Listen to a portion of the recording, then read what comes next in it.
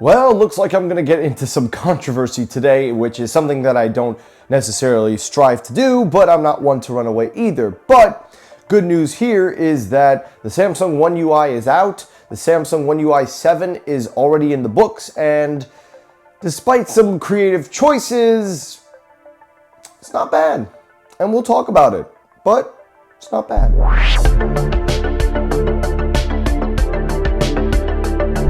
So the Samsung One UI 7. Now, it's actually pretty impressive to see Samsung continue and stick with something that actually is a really good thing. And what I'm talking about is their software experience. For a while now, Samsung had the rep of the whole, oh, they're a bad OS platform.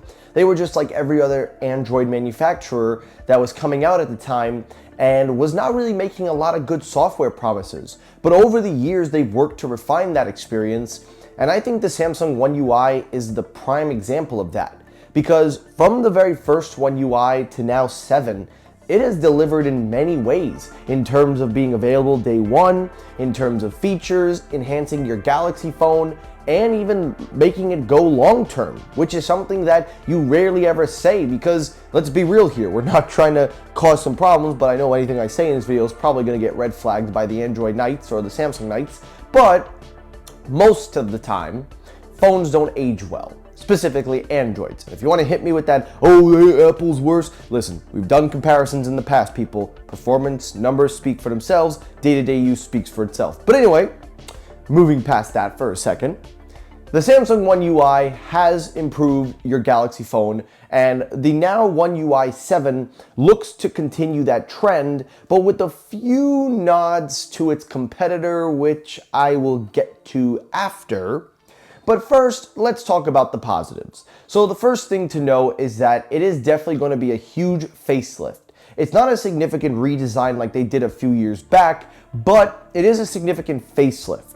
Essentially, a lot of the icons, the layout, and the presentation is going to be very mirroring to iOS. Now, it won't be exactly iOS-like, but the design of everything is going to be very similar. Taking a look at some of the navigation features and some of the other things that they are promoting in Samsung One UI 7, it seems that the menu screens and other options are going to be taking small inspirations from the widget screen on iOS 18. On top of that, it will also have dark icons enabled as well, which is something that I necessarily can't knock them for because that is a feature that should be standard on all phones, so I'm not really going to spend here and say they copied Apple on that one. But taking a look further, we do see that a lot of the navigation and a lot of the icons are mirroring towards iOS. I don't want to sit here and say that, but the comparisons are very uncanny. And to be fair here, I kind of see why they wanted to do that, but I was already fine with a lot of what they were doing. But in terms of the performance, it is going to be a huge performance boost to the Samsung Galaxy S24. According to Ice Universe, he claims that it will significantly optimize the 1x 5x50 megapixel modes in the S24 Ultra. On top of that, it will also help to clean up the visual experience of the 12 megapixel lens, but that it will also have higher clarity and will give better camera optimization for the S24 Ultra. So this is a very, very good indicator if you are an S24 Ultra user. Your camera experience is going to get a much big needed performance boost, but on top of that, it is also going to get a lot more, as I would say, clarity, which is something that a lot of Android cameras tend to kind of degrade over time. Apple is also in this area, but they've done a better job at the OIS in that regard. At least that's one thing I can say, because I've used both models back to back, hence my folding phone and my iPhone. But anyway, moving on. On top of that, the One UI 7 is also going to bring with it some brand new features and, of course, the long-awaited debut of Samsung's version of the Dynamic Island. Now, I watched the video, I saw the demonstration of how this thing is going to work, and yeah. Let's save the criticism for the end, but it will have the Dynamic Island, and it will have a dynamic feel to it. See what I did there? But lastly, to wrap off, it is also going to have continuity notifications. It will also be getting a lot of Google's upcoming cross-device features. And of course, it will have similar features like Face Off, with FaceTime, with iPhones to iPads and Macs, and then it will open up to video calls with other Android devices. And lastly, to really round off the One UI 7, it is also going to be more rounded appearances and have a more refined tune to it, and also offer more details with AI and so on and so forth. So, taking a look at everything that I just said, let's talk about the positives before I get to the negatives.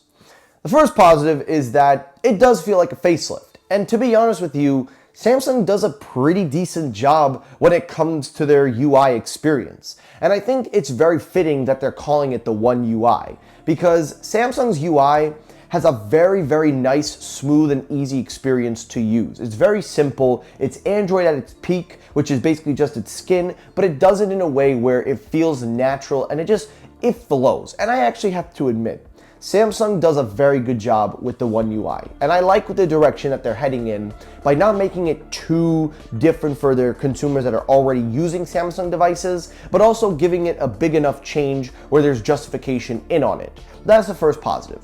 The second positive is the improved performance of the S24 Ultra. I am a firm believer that if you have an Ultra phone, at minimum, it should be supported for 2 up to 3 years of peak camera performance, as long as the software can enable that performance. But we've seen over time that Apple and other developers have opted not to do that and have opted to keep it within the system for about a year, and then they move on from that model. It'll still get those features, but not like the peak of it. But there are times that it calls for it, and I think Samsung has a good track record of doing that, and I really respect them for that. So that's another area that I like. And the third positive that I have about this is that the beta is actually coming out tomorrow, according to the reports. The public beta will be available tomorrow, and then the official launch of the One UI 7 will be in the middle of August. So that means you don't have to wait that long, and Samsung's timetable when they release their updates is actually very good. They've gotten a lot better with the time release schedules. They've gone away with the carrier released updates, and they've sent out the updates on their own. Especially if you have an unlocked Samsung phone model, it's an even better experience. So I really like all this, but now that the positives are out of the way, listen, I gotta be honest with you. The negatives is simple here. I don't like that it feels like it's trying to be iOS. Listen, I'm not here to say that they're copying iOS. I mean, everybody copies from everybody. But wasn't it at one point that Samsung was the one being copied from Apple? Wasn't it at one point that Samsung was doing so much that Apple literally had to pull their own pages from them, and we were asking them for this stuff? Now it feels like it's the reverse way. Apple releases the dynamic island, so what do? Oh, we're gonna have a dynamic island on our own models. Now listen, I'm not saying that a dynamic island shouldn't make its way over to Android, but look at how Apple implemented it versus how they're implementing it. Apple used it because they have their pill shape at the top of the iPhones that takes up a chunk of your screen, but rather than have it just sit there and do nothing, they use that as the dynamic island to expand everything. Samsung is literally just putting it in the notification tab at the top left of your corner, and it's literally just popping in and out, and that's it. I could understand if the pill shape in the middle of their phone had some kind of interaction to it and was able to do the things like the dynamic island. If that were the case, then I would sit here and say, you know what? Then I can see that. But the fact that it's going to be in the notification center at the top left of your screen versus the middle of your screen, which is what Apple has been working on, doesn't make any sense to me, and I don't see the need for that.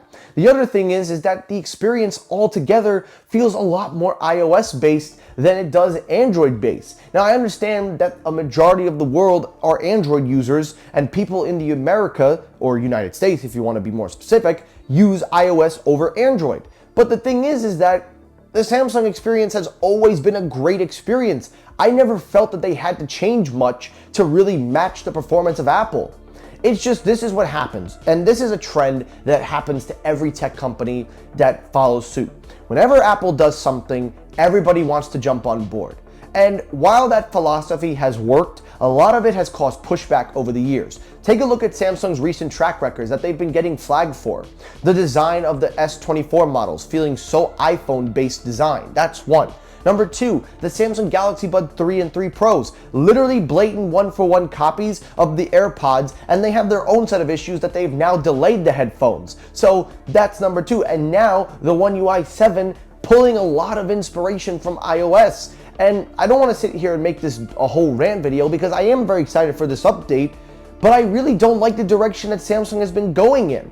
I understand that, again, at the end of the day, companies copy off of each other, but that shouldn't be a justification, especially if you're one of the biggest companies in the world. And I don't understand how Android fans, or specifically you Samsung fans, don't understand that. You're defending them as if they're number 3 or number 4. They are number 2 in the world. They don't need their smartphones to be their biggest money cache. They have televisions, they have monitors, they have refrigerators, microwaves, they have home appliances, they got everything in the book. They don't need their smartphones to be the number 1 when they have so much shit to bank off of. But you guys sit there constantly, day in and day out, defending their garbage because that is what you people do, and you've built the rep that you got. And if you want to sit here and say that this is unique and that, oh, everybody copies off, you should be pointing the finger at your own company and saying, you don't need to be them. You have a better OS, you have a better performance, you have better built phones, better looking phones in my opinion, and more capable phones than the iPhones will ever have. The only difference is that the green bubble, blue bubble thing, well, that's about to be done with RCS on iMessages, but the point is, you're pointing the finger in the wrong direction, Samsung fans.